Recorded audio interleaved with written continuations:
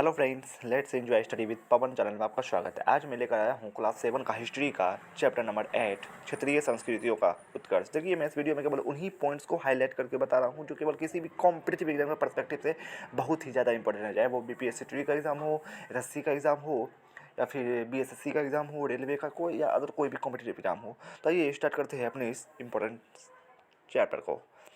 ठीक है, इसमें सबसे पहला जो इम्पोर्टेंट पॉइंट्स है वो है कि बहमनी राज्य में प्रशासन की भाषा मराठी थी। फिर नेक्स्ट पॉइंट है कि बंगाल के शासक नुसरत शाह ने रामायण एवं महाभारत का बंगाली में अनुवाद किया।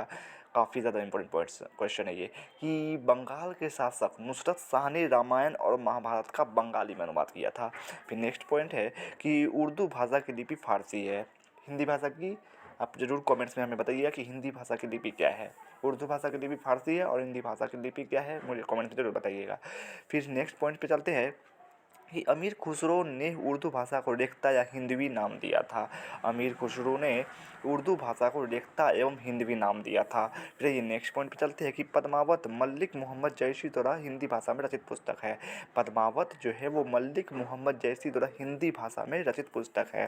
फिर नेक्स्ट पॉइंट है, अकबर के काल में तुलसीदास ने रामचरितमानस की रचना अवधी भाषा में की थी। इस बार ये बीपीएससी ट्री का 2023 का 2.0 का एग्जाम में ये पूछा हुआ था क्वेश्चन कि अकबर के काल में तुलसीदास ने रामचरितमानस की रचना किस भाषा में की थी, तो अवधी भाषा में की थी। लैंग्वेज में पूछा हुआ क्वेश्चन है ये। नेक्स्ट पॉइंट है कि एकनाथ एवं तुकाराम ने महाराष्ट्र में मराठी भाषा को विकसित किया था। एकनाथ और तुकाराम ने महाराष्ट्र में मराठी भाषा को विकसित किया था, एकनाथ और तुकाराम ने। फिर नेक्स्ट पॉइंट है, मध्यकालीन संगीत परंपरा के संस्थापक अमीर खुसरो थे। मध्यकालीन संगीत परंपरा के संस्थापक अमीर खुसरो थे। आइए नेक्स्ट पैराग्राफ पर चलते हैं।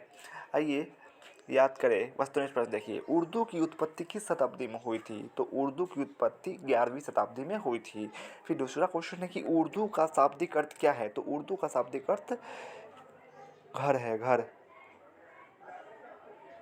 दो का क है, सॉरी ये गलत लिखा हुआ है कि यहाँ नीचे देखिए आंसर लिखा हुआ है यहाँ पर। दो का क्या हो जाएगा, क, यानी उर्दू का शाब्दिक अर्थ शिविर है, शिविर। उर्दू का शाब्दिक अर्थ क्या है, शिविर है। दो का क होगा, शिविर, सॉरी उर्दू का शाब्दिक अर्थ शिविर है।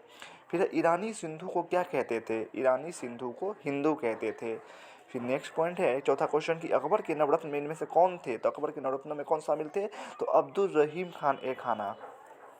अब्दुल रहीम खान ए खाना जो थे अकबर के नवरत्नों में से एक थे वो। फिर है चार का हो जाएगा घ, सही है, ठीक है। आइए पांचवा क्वेश्चन पे चलते। तुलसीदास ने किस ग्रंथ की रचना की थी, तुलसीदास ने रामचरितमानस की रचना की थी। फिर छठा क्वेश्चन है कि इनमें से मैथिली कवि कौन थे, तो विद्यापति जो थे वो मैथिली कवि थे। फिर आइए नेक्स्ट पॉइंट पर चलते हैं कि लौकिक साहित्य में ढोला मारुआ नामक प्रसिद्ध लोक भाषा काव्य लिखा गया है। लौकिक साहित्य में ढोला मारुआ नामक एक प्रसिद्ध लोक भाषा काव्य लिखा गया है। फिर लौकिक साहित्य के अमर कवि अमीर खुसरो है। लौकिक साहित्य के अमर कवि कौन है, अमीर खुसरो है। फिर ये नेक्स्ट पॉइंट पे चलते हैं कि रहीम अब्दुल रहीम खान ए खाना का उपनाम है, तो अब्दुल रहीम खान ए खाना जो कि अकबर के नवरत्नों में से एक थे, उनका उपनाम क्या है, तो सिर्फ रहीम है। फिर नेक्स्ट पॉइंट पर चलते हैं कि हमज़ानामा क्या है, तो यहाँ देखिए प्रश्न डी में है हमज़ानामा क्या है, तो मुग़ल चित्रकला शैली में जो सबसे पहले महत्वपूर्ण कृति है वह है दास्ताने अमीर हमज़ा या हमज़ानामा। यानी मुग़ल चित्रकला शैली में जो सबसे पहली महत्वपूर्ण कृति है, मुग़ल काल का जो चित्रकला शैली था उसमें जो सबसे महत्वपूर्ण कृति है वो है दास्ताने अमीर हमज़ा यानी हमज़ानामा। आइए नेक्स्ट पेज पर चलते हैं। इसमें है पहला इंपॉर्टेंट पॉइंट कि एक गज़ल में कम से कम 5 और अधिक से अधिक 11 क्या होते हैं, शेर होते हैं। इसके संग्रह को दीवान कहा जाता है। एक गज़ल में कम से कम 5 और अधिक से अधिक 11 शेर होते हैं और इसके संग्रह को दीवान कहा जाता है। फिर यहाँ नेक्स्ट पढ़ लीजिएगा यहाँ भी कि कव्वाली का चलन मुख्य रूप से सूफी गायकों में था।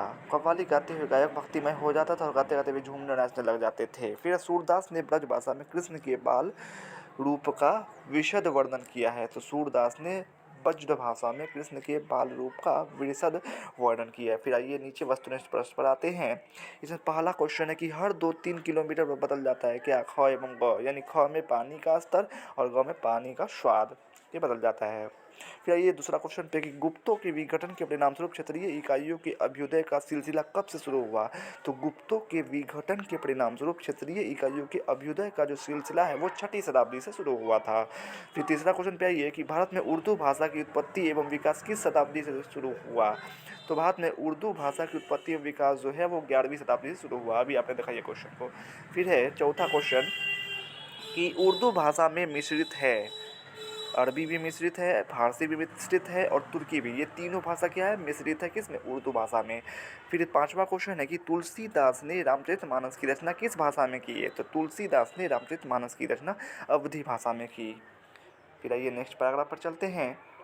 यहाँ ये रिक्त स्थानों की पूर्ति करें। इसमें है पहला क्वेश्चन कि कवि सूरदास का डैश लेखन में महत्वपूर्ण योगदान था। तो कवि सूरदास का ब्रजभाषा लेखन में महत्वपूर्ण योगदान था। फिर दूसरा क्वेश्चन है कि पद्मावत की मूल रचना डैश भाषा में है। तो पद्मावत की मूल रचना जो है वो हिंदी भाषा में है। फिर लौकिक साहित्य में डैश नामक प्रसिद्ध लोकभाषा काव्य लिखा गया है। तो लौकिक साहित्य में ढोला मारूहा नामक प्रसिद्ध लोकभाषा काव्य लिखा गया है।